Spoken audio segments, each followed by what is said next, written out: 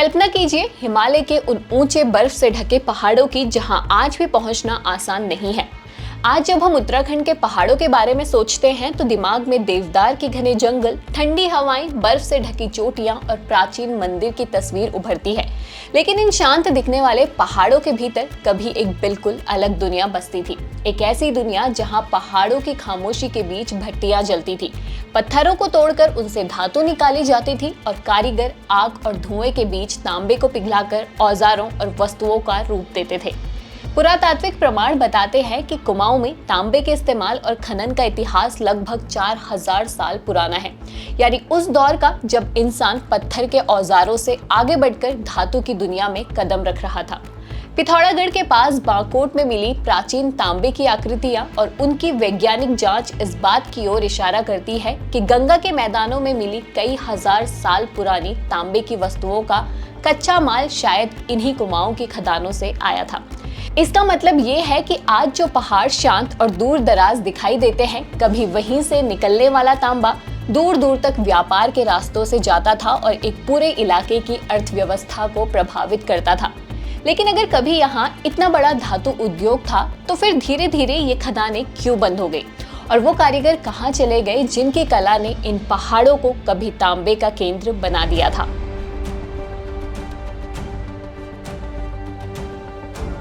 जब हम 7वीं से 11वीं सदी के बीच के कुमाऊं को देखते हैं तो ये कत्यूरी राजवंश का सुनहरा दौर था। इनकी राजधानी थी कार्तिकेयपुर, जो आज बागेश्वर जिले में बैजनाथ नाम से जानी जाती है।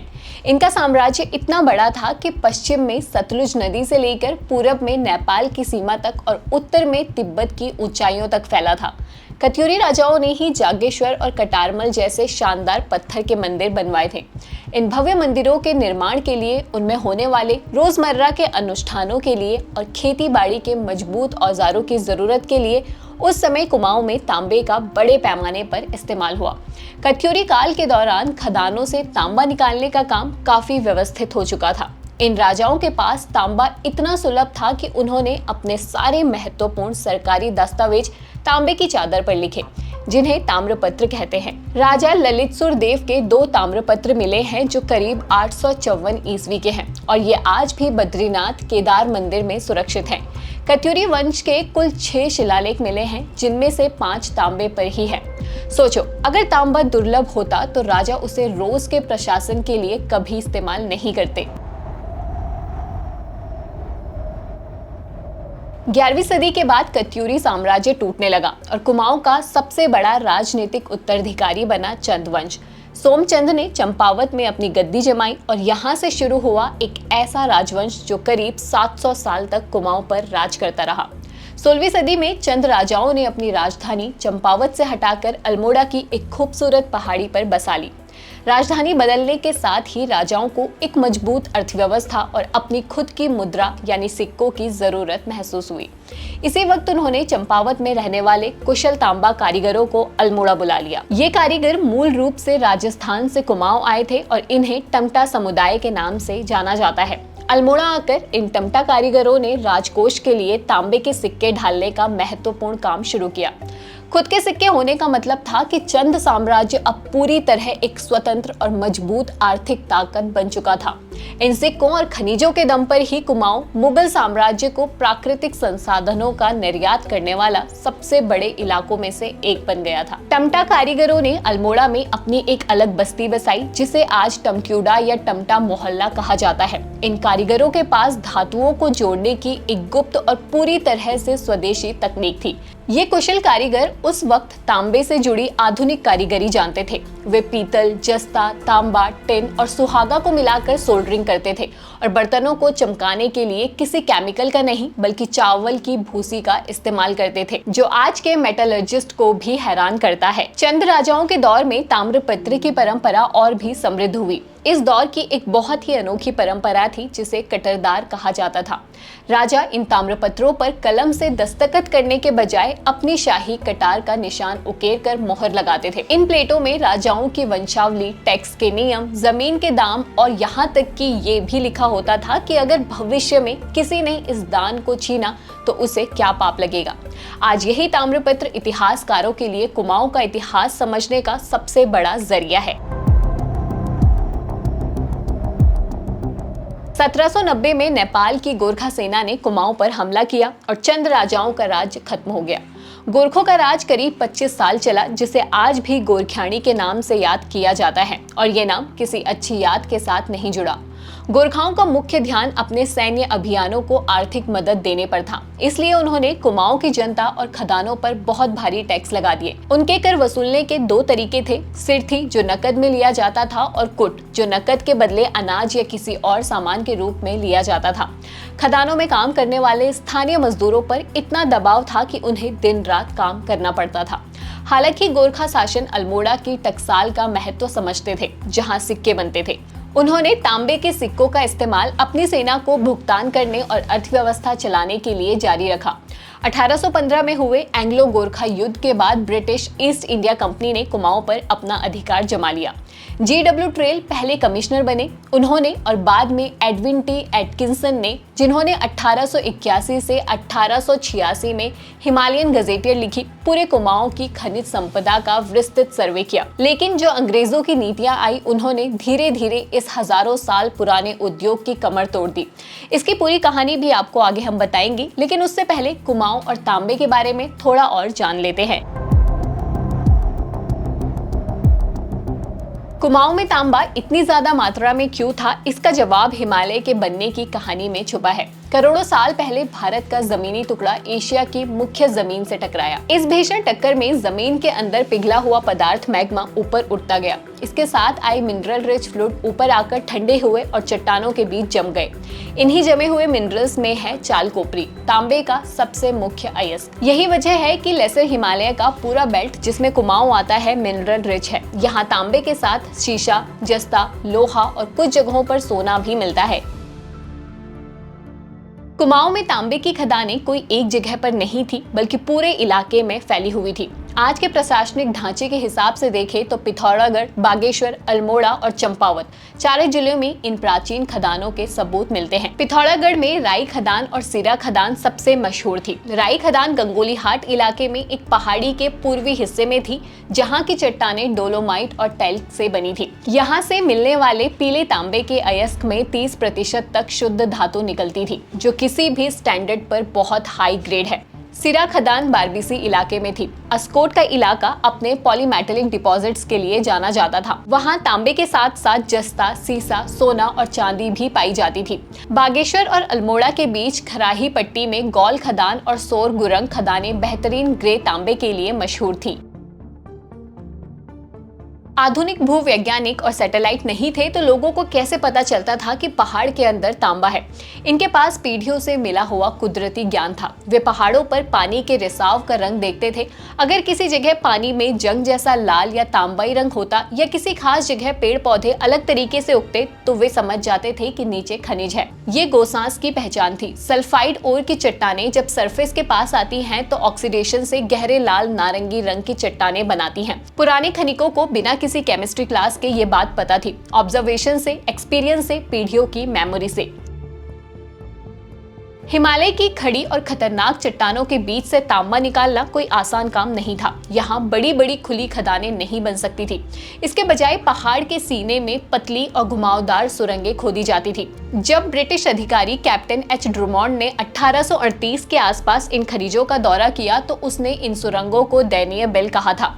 ये सुरंगें इतनी संकरी होती थी कि मजदूर सीधे खड़े भी नहीं हो पाते थे। उन्हें घुटनों और हाथों के बल रेंग कर अंदर जाना पड़ता था। सख्त चट्टानों को तोड़ने के लिए एक बहुत पुरानी और दिलचस्प तकनीक का इस्तेमाल होता था, फायर सेटिंग। सुरंग के अंदर मशालों की रोशनी में चट्टान के बिल्कुल पास एक तेज आग जलाई जाती थी। जब पत्थर भीषण गर्मी से लाल हो जाता तो उस पर पहाड़ की किसी ठंडी नदी का पानी फेंक दिया जाता।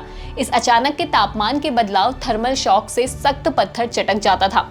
फिर लोहे के हथौड़े और लकड़ी के पच्चरों से उन चटकी हुई चट्टानों को तोड़ा जाता था। अयस्क निकाल लेना काफी नहीं था, उसे पिघलाकर शुद्ध धातु बनाने के लिए बहुत उच्च स्तर के केमिस्ट्री और तकनीक की जरूरत होती है। कुमाऊं में ये काम एक बहुत ही व्यवस्थित 3 स्तरीय गिल्ड सिस्टम के जरिए होता था। इन 3 श्रेणियों को स्थानीय भाषा में धनौरिया, घतौनिया और भडेलिया कहा जाता था। सबसे पहले धनौरिया का काम आता था। पानी में धोकर अलग किए गए तांबे के पाउडर को गाय के गोबर के साथ मिलाकर छोटी छोटी गोलियां बनाई जाती थी और उसे धूप में सुखाया जाता था। फिर ये गोलियां भट्टी में जाती थी। कुमाऊं की कड़ाके की ठंड और बारिश से बचने के लिए ये भट्टियां घर के अंदर बनाई जाती थी। इन्हें अफार कहते थे। भट्टी के अंदर एक बड़ी मिट्टी की हांडी रखी जाती थी जो खास भूरी मिट्टी, पिसे हुए क्वार्ट्ज, चूना पत्थर और बफीला घास को मिलाकर बनाई जाती थी ताकि वो 1200 डिग्री सेल्सियस से ज्यादा का तापमान बर्दाश्त कर सके। आग को लगातार तेज रखने के लिए एक बेहद चालाक तकनीक का इस्तेमाल होता था। एक लकड़ी या लोहे के पहिए में साइकिल जैसे तार लगे होते थे। इसे घुमाने से एक पंखे के जरिए हवा पैदा होती थी जो मिट्टी की एक खास नोजल, जिसे नावा कहते थे, के रास्ते सीधी भट्टी की आग में जाती थी। यानी आज का इंडस्ट्रियल ब्लोअर उस जमाने में हाथ से घुमाए जाने वाले एक सरल पहिए के रूप में था। इस पहली भट्टी से जो अशुद्ध तांबे का गोला निकलता था वो खतौनिया कारीगरों को मिलता था। वे इसे दोबारा गर्म करते और बची हुई अशुद्धियां अलग करके शुद्ध तांबे की सिल्लियां बनाते थे। अंत में ये सिल्लियां भडेलिया कारीगरों के पास पहुंचती थी, यानी मुख्य टमटा लोहारों के पास, जो इसे पीट पीट कर बर्तन, मूर्तियां, संगीत वाद्य यंत्र और सिक्के बनाते थे।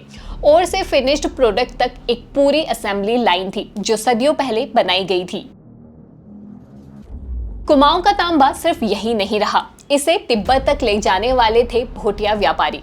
पिथौरागढ़ की जोहार, दरमा और ब्यास घाटियों के रहने वाले ये लोग हर गर्मियों में अपना सामान बांधते और चल पड़ते 18,000 फीट से ऊंचे दर्रे को पार करके माइनस तापमान में हिमस्खलन के खतरे के बीच तिब्बत की तरफ। क्योंकि इन दुर्गम रास्तों पर पहियों वाली गाड़ियां नहीं चल सकती थी, इसलिए सारा सामान भेड़ों और बकरियों की पीठ पर लाद कर ले जाया जाता था।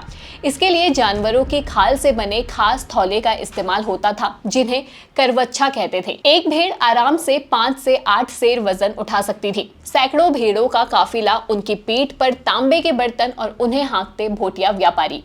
ये नजारा कुमाऊं की घाटियों में सदियों तक आम था। तिब्बत में तांबे की बहुत ज्यादा मांग थी क्योंकि वहां के बौद्ध मठों को बड़ी बड़ी मूर्तियां, पूजा के बर्तन और अनुष्ठान के वाद्य यंत्र बनाने के लिए भारी मात्रा में तांबा चाहिए होता था। तिब्बत में खुद तांबे की खदानें नहीं थी, वो पूरी तरह कुमाऊं पर निर्भर थे। इसके बदले में भोटिया व्यापारी तिब्बत से बेहतरीन ऊन, सुहागा और सबसे जरूरी नमक लाते थे। उस जमाने में नमक आज की डिजिटल करेंसी की तरह मूल्यवान था। पहाड़ों में इंसानों और जानवरों को जिंदा रखने के लिए नमक की सख्त जरूरत होती है, लेकिन हिमालयन रॉक सॉल्ट वहां नहीं मिलता था। व्यापार सिर्फ तिब्बत की तरफ नहीं जाता था, दक्षिण में भी एक बड़ा बाजार था। भोटिया व्यापारी तराई के रास्ते बरेली, काशीपुर और मुरादाबाद तक पहुंचते थे। बागेश्वर का उत्तरायणी मेला उस दौर का सबसे बड़ा ट्रेडिंग इवेंट था। यहाँ तांबे के बर्तन, ऊन, नमक सब कुछ बिकता था। ये मेला सिर्फ एक धार्मिक आयोजन नहीं था, ये एक पूरा इकोनॉमिक फेस्टिवल था जहाँ कुमाऊं, तिब्बत और उत्तर भारत के मैदानों के व्यापारी एक जगह मिलते थे। कत्यूरी राजा ब्रह्मदेव ने नेपाल के कंचनपुर जिले में ब्रह्मदेव मंडी नाम से एक फॉर्मल ट्रेडिंग सेंटर भी बनवाया था, जो कुमाऊं और नेपाल की तराई के बीच माल की आवाजाही का केंद्र था। कुमाऊं के तांबे ने पूरे एशिया के एक बड़े हिस्से की अर्थव्यवस्था को जोड़कर रखा हुआ था, तिब्बत के मठों से लेकर गंगा के मैदानों तक। कुमाऊं में तांबा सिर्फ पैसा कमाने का जरिया नहीं था, ये यहाँ की संस्कृति, धर्म और पहचान का एक पवित्र हिस्सा बन चुका था। हिंदू धर्म और हिमालयी परंपराओं में तांबे को बहुत ही शुद्ध माना जाता है। आयुर्वेद के मुताबिक तांबे के बर्तन में रखा पानी बीमारियों को दूर करता है और पानी को शुद्ध करता है। और अब मॉडर्न साइंस ने भी कंफर्म किया है कि तांबे में एंटी माइक्रोबायल प्रॉपर्टीज होती है, यानी इसमें रखा पानी बैक्टीरिया को खत्म करता है। हमारे पुरखों को ये लैब में टेस्ट किए बिना पता था। यही वजह है कि आज भी कुमाऊं के हर घर और मंदिर में पूजा का कलश तांबे का ही होता है। सुबह उठकर तांबे के लोटे में पानी पीना सिर्फ एक हेल्थ टिप नहीं, एक रोज का रिचुअल है जो हजारों सालों से चला आ रहा है। तांबा एक ऐसी धातु है जिस पर जंग नहीं लगता, बस हवा के संपर्क में आकर एक हल्की हरे रंग की परत बनाता है जिसे पैटिना कहते हैं, जो उसे हजारों सालों तक सुरक्षित रखती है। कत्यूरी और चंद्र राजा इसका इस्तेमाल जमीन के पट्टे देने के लिए करते थे। जब कोई राजा किसी ब्राह्मण या मंदिर को जमीन दान देता था तो उसका पूरा ब्यौरा तांबे की प्लेट पर उकेर दिया जाता था। इन सब बर्तनों, सिक्कों और ताम्रपत्रों को बनाने वाले थे टमटा कारीगर। एक टमटा कारीगर का काम सिर्फ हथौड़ा मारना नहीं था। पहले ओर पहचानो, फिर निकालो, भट्टी में गलाओ, पिघले मेटल को शेप में ढालो, फिर एनिलिंग करो, यानी धातु को बार बार गर्म करके और ठंडा करके ढालो, फिर पॉलिशिंग, और अगर डिजाइन बनाना हो तो एनग्रेविंग, और से फिनिश्ड प्रोडक्ट तक एक पूरी स्किल चेन जो एक ही इंसान के हाथों में थी। एटकिंसन ने हिमालयन गैजेटियर में एक बात लिखी जो बहुत जरूरी है। इन धातु कर्म समुदायों की सामाजिक और आर्थिक स्थिति पहले उतनी निम्न नहीं थी जितनी 1800 ईस्वी में थी। यानी जब खदानें चलती थी, ये कारीगर समाज की रीढ़ थे। उनके स्किल की जरूरत थी, उनका सम्मान था। जब उद्योग गिरा, उनकी पहचान भी गिरी। 19वीं सदी के आते आते इस सदियों पुराने उद्योग पर ग्रहण लगने लगा। इसकी पहली और सबसे बड़ी वजह थी अंग्रेजों की नीतियां। 1816 में अंग्रेजों ने स्थानीय लोगों द्वारा खदानों से तांबा निकालने पर रोक लगा दी। वे खुद इन खदानों से मुनाफा कमाना चाहते थे। हिमालयन गैजेटियर के रिकॉर्ड्स बताते हैं कि अंग्रेजों ने कॉर्नवॉल, इंग्लैंड से एक आधुनिक माइनिंग एक्सपर्ट मिस्टर विल्किन को बुलाया ताकि वो भारी मशीनों से खुदाई करवा सके। लेकिन हिमालय की कमजोर और खड़ी चट्टानों के सामने अंग्रेजी मशीनें फेल हो गई और उनका ये प्रयोग पूरी तरह बर्बाद हो गया। जो तकनीक कॉर्नवॉल की फ्लैट और स्टेबल जमीन पर काम करती थी, वो कुमाऊं की वर्टिकल चट्टानों पर बिल्कुल नहीं चली। दूसरी और उससे भी बड़ी मार थी अंग्रेजों के वन कानून। भट्टी में तांबा पिघलाने के लिए बहुत उच्च गुणवत्ता वाले लकड़ी के कोयले की जरूरत होती थी। अंग्रेजों ने जंगल को सरकारी संपत्ति घोषित कर दिया ताकि वो रेल के पटरियों के लिए लकड़ियां काट सके। स्थानीय लोगों के जंगल से लकड़ी लाने पर भारी जुर्माना लगा दिया गया। बिना ईंधन के भट्टियां ठंडी पड़ गई। तीसरी चोट आई दुनिया भर के औद्योगिकरण से। 19वीं सदी के अंत तक अमेरिका, चिले और रशिया की विशाल खदानों से मशीनों द्वारा निकाला गया सस्ता तांबा पूरी दुनिया में बाजारों में भर गया।